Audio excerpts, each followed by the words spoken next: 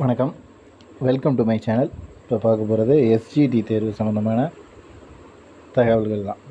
என்ன அப்படின்னு பார்த்தீங்கன்னா, இன்றைய தினம் நிறைய டிஸ்ட்ரிக்டில் நிறைய நண்பர்கள் ஆட்சியர் அலுவலகத்தில் மக்கள் குறைதீர்ப்பு நாளான திங்கட்கிழமை அன்று இன்றைக்கி மனுக்கள் அப்படின்றத கொடுத்துருக்காங்க.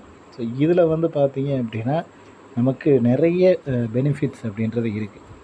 ஏன்னா திங்கக்கிழமை இந்த மாதிரி மனு நாள், அதில் மனு வாங்குவாங்க. மக்கள்கிட்ட இருக்கிற ஒரு குறைகள் என்ன அப்படின்றத மாவட்ட ஆட்சித்தலைவர் அவர்களுக்கு தெரியப்படுத்துகிற விதமாக இந்த மனு நாள் அப்படின்றது கடைபிடிக்கப்படுது. வாரந்தோறும் எல்லா திங்கக்கிழமைகள்லேயும் நடைபெறும் இந்த மாதிரி. ஸோ இதில் பார்த்தீங்க அப்படின்னா நம்ம எஸ்ஜிடி தேர்வு எழுதிய நண்பர்கள் அவங்களுக்கு அவங்க பார்த்தீங்க அப்படின்னா இந்த மாதிரி மனுக்கள் அப்படின்றது கொடுத்துருக்காங்க. ஸோ இதற்கான நடவடிக்கை அப்படின்றது கண்டிப்பாக எடுக்கப்படும். இதற்கான நடவடிக்கை எடுக்கப்படும்ன்றதை தாண்டி இது கவர்மெண்ட் சைடுக்கு ஓரளவுக்கு தெரியப்படுத்தப்படும். அதுதான் முக்கியமான விஷயம். ஒரு மாவட்டத்துக்கும் தனித்தனியாக இருக்கக்கூடிய நண்பர்கள் அனைவருமே இந்த வேலைகளில் ஈடுபட்டிருக்காங்க. எல்லாருமே மனுக்கள் அப்படின்றது அனைத்து டிஸ்ட்ரிக்டில் இருந்துமே கொடுத்துருக்காங்க. ஸோ இந்த மாதிரி ஒரு மாவட்டத்தில் இருந்தும் கொடுக்கும்போதும் வேலை கிடைக்கிறதுக்கான வாய்ப்புகளும் கவர்மெண்ட்டுக்கு தெரியப்படுத்துறதுக்கான வாய்ப்புகளும் அதிகரிக்கும். ஸோ அதனால தான் நம்ம ஆல்ரெடி முன்னாடியே சொல்லியிருந்த தகவல்கள் தான். ஸோ இதெல்லாம் பண்ணுங்கள், இதெல்லாம் ஃபாலோ பண்ணுங்கள் அப்படின்றது. ஏன்னா வாட்ஸ்அப் அண்ட் டெலகிராம் குரூப்பில் இருக்கிற நண்பர்களுக்கு தெரியும். மேக்ஸிமம் டெலகிராமில் ஜாயின் பண்ண போகிறவங்க, வாட்ஸ்அப் குரூப்பில் இருக்கிற நண்பர்களுமே டெலகிராமில் ஜாயின் பண்ணுங்கள். ஏன்னா அடுத்தடுத்த நகர்வுகளுக்கு டெலகிராம் அப்படிங்கிறது 25,000 நபர்களையும் ஒன்று சேர்க்கக்கூடிய ஒரு இடமா இருக்க போகுது. ஏன்னா இப்போ உங்களுக்கு இப்போதைக்கு அதனுடைய எஃபெக்ட் அப்படின்றது தெரியாது. அதில் ஒரு 5,000 10,000 நபர்கள் உள்ளே வரும்போது அதனுடைய எஃபெக்ட் அப்படிங்கிறது உங்களுக்கு தெரிய வரும். ஏன்னா நம்ம சோசியல் மீடியாவில் ட்ரெண்ட் பண்ணுறதா இருந்தாலும் சரி, அடுத்த கட்ட நகர்வுக்கு நகர்றதா இருந்தாலும் சரி, எல்லா நபர்களையும் ஒன்று சேர்க்கக்கூடிய ஒரே வழி அப்படிங்கிறது அது டெலகிராம் குரூப் தான். அதனால் அதில் ஜாயின் பண்ண பாருங்கள். நான் லிங்க்கு டிஸ்கிரிப்ஷனில் கொடுக்குறேன். ஜாயின் பண்ணணும் அப்படின்னு நினைக்கிற நபர்கள் தாராளமாக ஜாயின் பண்ணிக்கலாம். இதில் முக்கியமாக இன்னொரு விஷயம் தெரிஞ்சுக்கக்கூடிய ஒரு விஷயம் என்ன அப்படின்னா, இந்த குறைந்த வயதில் 2005, 6 அதில் பார்த்தீங்க அப்படின்னா செலெக்ஷன் லிஸ்ட்டில் பேர் வந்திருக்கு. அந்த தகவல் அப்படின்றத பார்த்துருவோம். ஸோ இதுதான் அந்த டேட்டா அப்படிங்கிறது. ஸோ இதை முதல்ல கொஞ்சம் நல்லா கவனமாக கவனித்து பார்த்தீங்க அப்படின்னா, 2022 நடந்த டெட்டில் இப்போ ஒன்றும் இல்லை.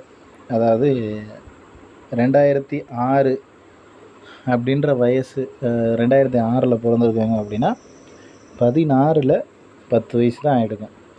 அதுவே 2022 உங்களுக்கு 16 வயசு தான் ஆகிருக்கும். 16 வயது குழந்தை ஆசிரியர் தகுதி தேர்வுக்கு, அது தகுதி தேர்வு கிடையாதுங்க, நியமன தேர்வு. சரி, தகுதி தேர்வு எழுதி நியமன தேர்வு அடுத்து வரப்போகிறது. ஆசிரியர் தகுதி தேர்வுக்கு 16 வயது குழந்தை இது போட்டி போடுறாங்க அப்படின்னா எந்த அளவுக்கு அப்படிங்கிறது எனக்கு ஒன்றும் புரியலை. இதில் நிறைய பேர் சொல்கிறீங்க ஏஜ் லிமிட், அதாவது தவறுதலாக ஒரு விஷயம் நடந்திருக்கும் அப்படின்னு. ஸோ இந்த இடத்துல தவறுதலாக நடக்கிறதுக்கு எப்படி இந்த வார்த்தைகளை வாய் கூசாமல் சொல்கிறீங்கன்னு எனக்கு ஒன்றும் புரியலை.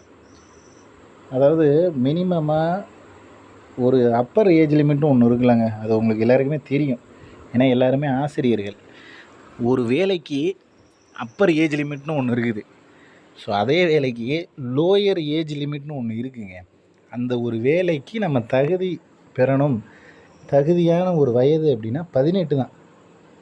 இது என்ன சொல்கிறது, நியமன தேர்வோ அல்லது தகுதி தேர்வோ 18 வயதுக்கு முன்னாடி நீங்கள் எப்படி அதை அட்டன் பண்ணுறீங்க அப்படின்றது தெரியல. ஸோ அதை எப்படி அட்டன் பண்ண முடியும் அப்படிங்கிறது அது ஒரு கேள்வி. சரி, 18 வயசு ஆகலை, அவங்க ஸ்பெல்லிங் மிஸ்டேக்காக ஏதோ ஒரு ராங்கான இன்ஃபர்மேஷனை சிஸ்டமில் எரர் மிஸ்டேக்காக இருக்கும் அப்படின்ற மாதிரி நீங்கள் சொன்னீங்க அப்படின்னா, ஃபர்ஸ்ட் ஆஃப் ஆல் நம்ம அப்ளை பண்ணும்போது சிஸ்டமில் அவங்களுக்கு ஒரு விஷயம், அவங்க ஏஜ் இப்போ இந்த வருஷத்துக்கு அப்புறம் பிறந்தவங்க தான் அப்ளை பண்ண முடியும் அப்படின்றத நோட்டிஃபிகேஷன்லேயே மென்ஷன் பண்ணிடுவாங்க. ஸோ சிஸ்டமில் நீங்கள் வயதை கம்மியாக, அதாவது 1 வயசு குழந்தை அப்படின்னு போட்டாலும் சரி, 5 வயசு குழந்தைன்னு போட்டாலும் சரி, இல்லை 16 வயசு குழந்தைன்னு போட்டிருந்தாலும் சரி, உங்களுக்கு அந்த ஏஜ் லிமிட் அப்படிங்கிறது அவங்க அங்கேயே ஸ்டாப் ஆகிடும். அதாவது அப்ளிகேஷனே உள்ளே எடுத்துக்காமல் இருக்கணும். ஸோ அப்படி எடுத்துக்கவும் முடியாது. அப்படி தான் வெப்சைட் டிசைன் பண்ணுவாங்க. அப்ளிகேஷன் நமக்கு டிசைன் பண்ணணும். பட் எப்படி இது வந்து இந்த இடத்துல மிஸ்டேக் ஆச்சு அப்படின்றதான் என்னுடைய கேள்வி. ஏன்னா வந்து அப்ளிகேஷன் போடும்போது ஒரு 16 வயசு 15 வயசு அப்படின்னு அப்ளை பண்ண முடியாத அளவுக்கு தான் அவங்க டிசைன் பண்ணியிருக்கணும். ஸோ அந்த மிஸ்டேக் அப்படின்றது கண்டிப்பாக ஏற்றுக்கவே முடியாத ஒரு விஷயம். ஒருவேளை அவங்க தப்பாக பண்ணியிருக்காங்க அப்படின்னா பிரச்சனை இல்லை. தப்பாக பண்ணாமல் இதுதான் ஏஜ் லிமிட் அப்படின்னா அது வந்து மிகப்பெரிய ஒரு முட்டாள்தனமான ஒரு விஷயமா இருக்கும்னு நான் கருதுகிறேன். ஏன்னா நமக்கு வந்துட்டு ஒரு 16 வயசில் எப்படி அதுவும் அரசு வேலைக்கான ஒரு தகுதி தேர்வில் எப்படி போட்டி போட முடியுது அப்படின்றது தான் என்னுடைய கேள்வி. அதை விட அப்படி இல்லை, போட்டி போட முடியும், தவறுதெல்லாம் அவங்க அப்ளை பண்ணுறாங்க, வயசு ஓகே நீங்கள் சொல்கிற மாதிரியே வயசு ஒரு 30 அப்படின்னா அப்ளிகேஷனில் அவங்க அப்ளை பண்ணும்போது அவங்க ஏஜ் 16 அப்படின்னு கொடுத்துருப்பாங்க. அப்படி கொடுக்கும்போதே அப்ளிகேஷன் ரிஜெக்ட் ஆகிருக்கணும், அப்ளைவே பண்ண முடியாத நிலைமைக்கு போயிருந்துருக்கணும். அப்ளை உங்களுக்கு வந்து அதில் ஒரு பிளிங்க் ஆகிடுக்கணும். நீங்கள் வந்து இப்போதைக்கு அப்ளிகேஷன் அப்படின்றது போட முடியாது, உங்களுக்கு ஏஜ் லிமிட் இல்லை அப்படின்ற மாதிரி ஏதாவது ஒரு விஷயம் பிளிங்காக எடுக்கணும். அதில் ஏதாவது ஒரு தகவல் அப்படின்றது தெரிஞ்சிருந்துருக்கணும். ஸோ இந்த மாதிரியான விஷயங்கள் ஒரு பாப்பப் பேஜ் மாதிரி வந்துட்டு அதில் ஓப்பன் ஆகிருந்துச்சு அப்படின்னா எந்த பிரச்சனையும் இல்லை. ஸோ அந்த மாதிரி எந்த ஒரு விஷயமும் வராமல் டைரெக்டாக அவங்களுக்கு வந்து அப்ளிகேஷன் அப்படின்றது ஃபுல்லப் ஆகிற மாதிரியான விஷயமாக போயிடுச்சு. ஸோ அது வந்து எந்த அளவுக்கு சாத்தியப்படும், எந்த அளவுக்கு கரெக்டாக இருக்கும் அப்படின்றது தான் நம்மளுடைய மிகப்பெரிய ஒரு கேள்விக்குறி. ஏன்னா எல்லாராலையும் இந்த இடத்துல பார்த்தீங்க அப்படின்னா ஒரு வேளை லோயர் ஏஜ் லிமிட் ஃபிக்ஸ் பண்ணலை அப்படின்னா அப்போ அப்பர் ஏஜ் லிமிட்டும் ஃபிக்ஸ் பண்ணாமல், இப்போ ஒரு வேளை ஒருத்தருக்கு எக்ஸாம்பிளாக சொல்கிறேன் பாருங்கள், இங்கே 16 வயசில் ஃபுல்லப் பண்ணியிருக்காங்க, ஒருத்தர் 65 வயசு, அப்போ அவராலையும் அப்ளை பண்ண முடியும் தானே, தேர்வு எழுத முடியும் தானே, வேலைக்கும் போக முடியும் தானே அப்படின்ற ஒரு கண்டிஷன் தானே இப்போ வெப்சைட்டில் இருந்திருக்கு. ஸோ இந்த கேள்விக்கு வந்து பதில் சொல்லுங்கள். ஏன்னா இப்போ ஒரு ஏஜ் லிமிட்டே முடிஞ்சு போச்சு, அவருக்கு 65 வயசு ஆகிடுச்சு. இப்போ 65 வயது 16 வயது நபர் அப்ளை பண்ணி தேர்வு எழுதும்போது 65 வயது நபரும் அப்ளை பண்ணி தேர்வு எழுத முடியும் தானே. அந்த கண்டிஷனில் தானே இப்போ வெப்சைட் ஒர்க் ஆகிருக்கு. ஒன்று வெப்சைட்டில் ஏதோ மிஸ்டேக்ஸு, இல்லை வேறு ஏதாவது மிஸ்டேக்கு அப்படின்றது தான் இந்த இடத்துல நடந்திருக்கு அப்படின்றது தான் நான் சொல்லுவேன்.